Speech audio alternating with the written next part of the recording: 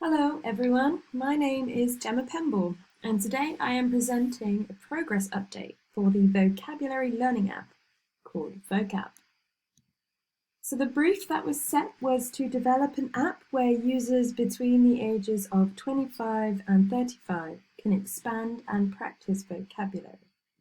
Now we also wanted this app to add value to their learning experience whilst keeping study sessions to 5 to 10 minute intervals, as we imagine people using this app on the go in places like the train or the bus on their commute to work, or when they're lying in bed before they've even started the day.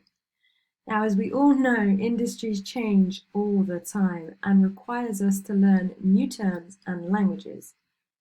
But in order for us to find out how this is demonstrated in our target group, we conducted some user interviews and landed on our user persona, Rebecca. Now, welcome Rebecca. She is a full-time graphic designer who wants to work for a startup company so she can have more responsibility and autonomy of her ideas. Now, in order for her to do that, she wants something that can help expand her vocabulary to better articulate her ideas. Well, the problems Rebecca faces is that she needs an application that is quick and easy to study with, as she has a busy lifestyle and wants to make the most of her time, something I am sure we can all relate to. And she is someone who strives off small achievements and needs something that can give her rewards for her studying to, keep her motivated and help her achieve those goals. So here's a few things that Rebecca has to say about challenges that she faces. And there is one in particular which held great importance for our team, and that is the following, the first quote there on the screen. I become easily distracted, get bored if I don't feel like I am achieving what I need to, or if something is really long. From this, we kept this challenge as a main priority, as we felt this would be the biggest challenge faced by Rebecca when wanting to expand her vocabulary and achieve her goals. So with that in mind, we started to sketch out something that would give us an idea of what the app would offer, how it was presented visually, and how Rebecca could navigate this. Here on the screen is just a quick screen recording of the journey through the app. We have focused on the main functions Rebecca wants and needs at this stage, just to get a feel for how this app could be navigated and used. And because we want this app to be used in short 5 to 10 minute intervals, we really wanted to keep it as simple as possible, but still very effective at helping Rebecca achieve her goals.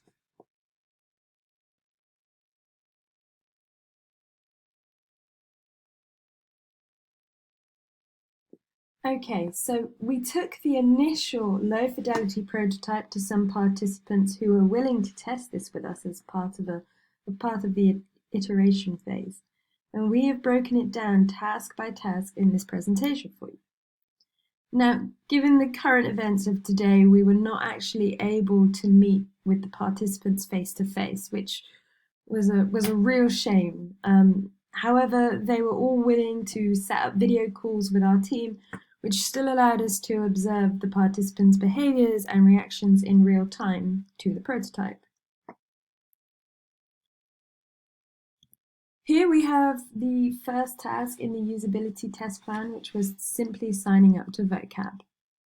It was a 5-step process with a splash page and then 3 pages of onboarding, with the final page being the one where the user will enter their details and sign up or get started. This task was successful. All users were able to sign up and move on to the next task. However, there was some confusion with the users as to whether they were actually creating a new account or logging in. Perhaps it was the get started language that maybe led to the confusion.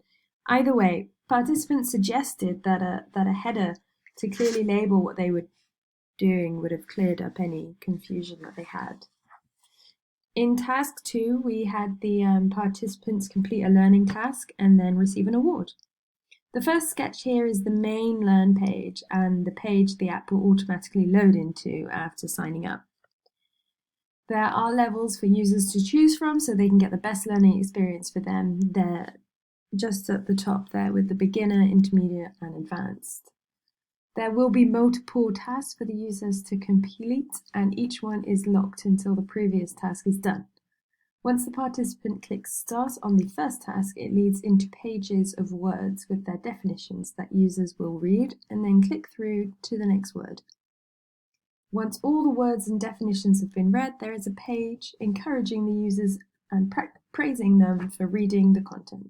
It then prompts the participant to be tested, which moves on to the activity part. As you can see, there is an incomplete sentence with a selection of words to choose from. The user will then click Next, complete the activity, and receive an award. This task was successful with all users completing. Many participants commented how they really enjoyed that there was a feature like this and mentioned that they felt it was the best way for them to learn and solidify their learning. The only problem we encountered was the Start button. It took some participants a few attempts to get it to click through, and it was probably an issue with the zoning. But however, they were all successful at that task. Task 3 of the test phase was viewing the progress wheel. Participants had to click on a profile to get this. Most participants found that the progress wheel easily, although some were confused as there was a button immediately out of the test to view results, which was not a clickable button at that time. However, the task was still successful. And the last task was to add a new word into Vocapp. Participants had to click into favorites to find this button and were prompted to type the word on the keyboard which presented itself and then add a definition to ultimately save it at the end. The task was completed successfully by all participants. However, they all faced a difficulty in finding it. Participants were looking for its own feature on the navigation bar or clicked the profile navigation again. One participant did mention that it seemed quite long-winded for it to be 2 clicks away, especially if they were out and about and needed to add something quickly before they forgot it. So we took all the task observations and rated them on the Jacob Nelson's error severity metric system, then made recommendations on how we could improve it.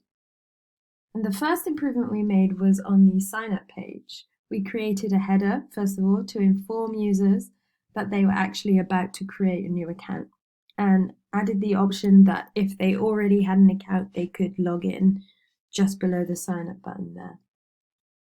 And the second improvement that we made was on the second task, where we added an extra page to give clarity to users on which level they were actually selected before they get started on the activity. And we also made the improvements to the size of the start button, which should avoid any responsive issues. On to the third task improvement. We thought it would be best to remove the See Progress feature, as some users weren't sure that if they clicked it, would it finish the task? Would that count as saved and completed? We also just wanted to keep things quite simple at this stage in the game and kind of not create any more thinking into this learning experience. The final improvement that we made was the add feature on the navigation bar, as participants felt it needed to have its own feature for simplicity and quick use when they needed to. We did exactly that. Once clicked, it will bring up the same option to type a word in, add its definition, and then save it to the favorites feature, where words will appear in alphabetical order. On to the next steps. So that is our current process with this process of developing Vocapp, and of course there is more to be done. I have outlined a few steps which will be taken next to further develop Vocapp, and they include conducting another set of usability tests with the improved version of the prototype, and also with a larger participant pool, and recording those findings and to see again where we need to improve further. Then I think we need to create medium fidelity prototypes using Adobe XD to get a better feel for the layout and the user journey. And finally, we arrive at learnings. what I can take away from this is that user research is crucial to the success of a project. Um, it's invaluable, and I think I would definitely take forward asking more whys to my participants and not be afraid to prod a little bit longer. Um, in the future, I also plan to not be afraid to fail so much or not spend so long on initial sketches, because I know that now it will never be perfect first time. I've also learnt that participants' feedback is invaluable to a project, and it really is a shame that I couldn't conduct these usability tests in person, and I would definitely take advantage of this in the future.